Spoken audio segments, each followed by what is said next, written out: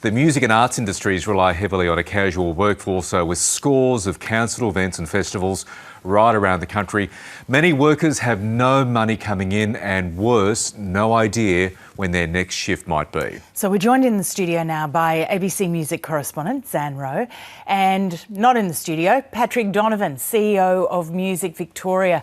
Patrick, thank you very much for joining us.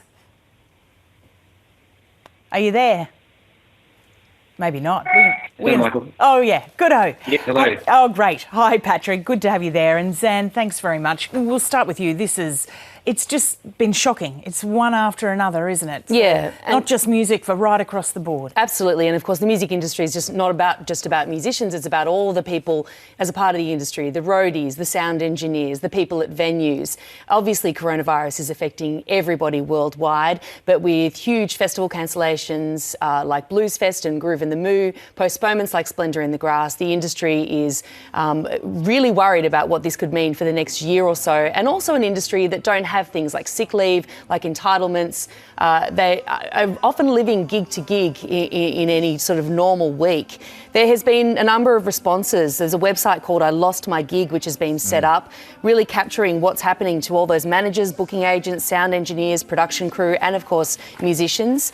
They say that an estimated $100 million in lost income has already been clocked from 40,000 events that have been cancelled, impacting 200,000 workers. It is a huge blow to the economy, not just the music industry, but the economy at large. And this is, of course, just the tip of the iceberg. This website is also a place of support for many musicians to go. So if you are in the industry and you haven't checked out I Lost My Gig yet, then it's worth going. But also overnight, Live Performance Australia announced that they are requesting an $850 million support and stimulus package to support all of those in the industry. And Paddy may be able to speak to that as the CEO of Music Victoria about just what that translates to. Paddy, you'd be across the Live Performance Australia request of the government that came through last night.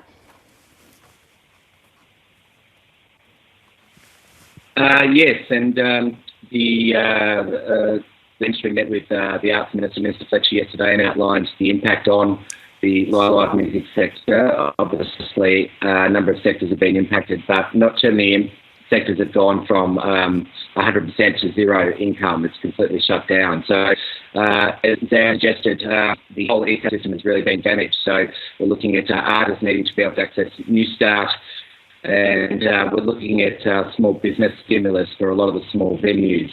They're a major concern for us at the moment in terms of trying to keep their doors open, reductions in rent so they can stay open. And there's just so much uncertainty. So on Friday, the Prime Minister obviously banned gatherings over 500. But there's still uncertainty for venues and putting on shows on, and so the guidance is sort of changing every hour and every day about what that might be looking forward. So, the venues really would like to have some certainty to know if they do need to shut down and start sort of seeking stimulus and starting to plan recovery. But there is a lot of uncertainty there across the whole sector. Patrick, thank you. We hear you loud and clear. We've got sadly a ropey internet connection there, but we heard that message, and most importantly, our viewers did. Thank you. So, Zan, how can people help in a practical sense? There are so many ways. Literally go on to artists' Bandcamp pages, buy merch from them. These are two direct ways you can go and support the artists. Things like streaming songs and radio also help in a small way, but everything helps. And of course, if the show that you've seen you bought tickets for has been postponed, hold on to that ticket if you can. Don't ask for a refund. And when people start to announce shows, when they start coming back, when we get through this,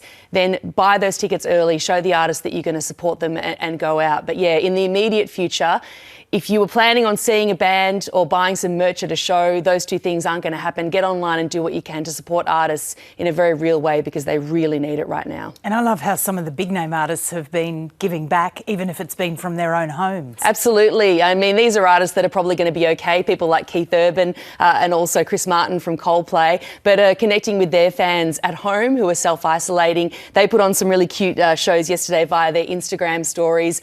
Shows for One transmitted limited to many, and I think that we'll see a lot of that. And you know what? The upside of this, if you can find an upside, is that there's going to be some incredible music in the next year or so. I just spoke to an artist who's in lockdown in New York City, and he's already working on music. There's nothing else he can do. Yeah. So, you know, that's one of the, I guess, the upsides. But yeah, support the musicians, support ACT, which is a great charity, as well as running a campaign right now if you want to donate to them. And yeah, look out for the industry, because the industry is always the first to step up when everybody else is in crisis. Don't they? With the firefighting concerts, you name it, they will always give their time, they'll give it free, and man, they're really copping it at the moment. Absolutely. Think of those people who live gig to gig and see if we can support them in this time. Some developing news in keeping with that advice around the world for the elderly to restrict their movements. The Rolling Stones have just cancelled their No Filter tour. Well, yes. Postponed their No Filter tour.